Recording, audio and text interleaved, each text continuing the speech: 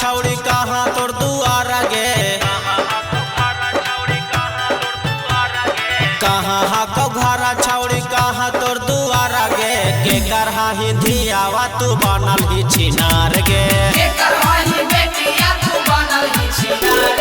रोजे रोजे घुमा ही नवादा के बाजारा गे, रोजे रोजे घुमा ही तू गया के बाजारा गे। के करहा ही धियावा तू बनल ही छिनार गे,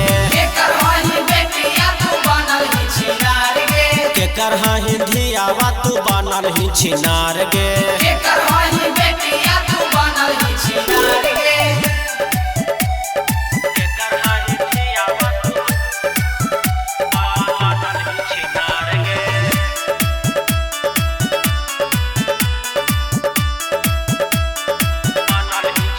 रोज रोज घुमा ही पढ़े के बहाना गे छौड़ी,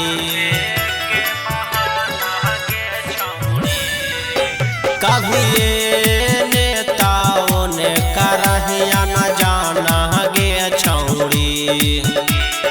होतौ न बियाह रह जाई भी कुंवर गे, होतौ न बियाह रह जाई भी कुंवर गे। के करहा ही धियावा तू बनल ही छिनार गे,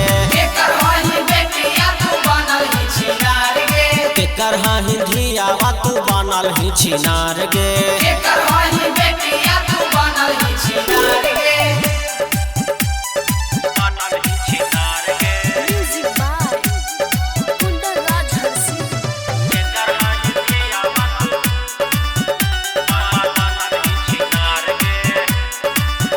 अपना माई ही बाप के आँख में छौड़ी धूरी झोंकाही,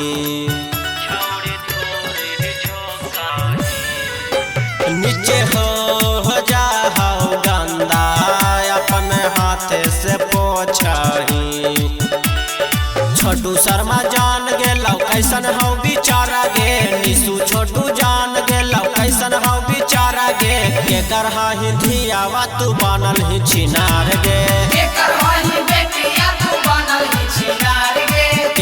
ही धियावा तू बनल ही छिनार गे।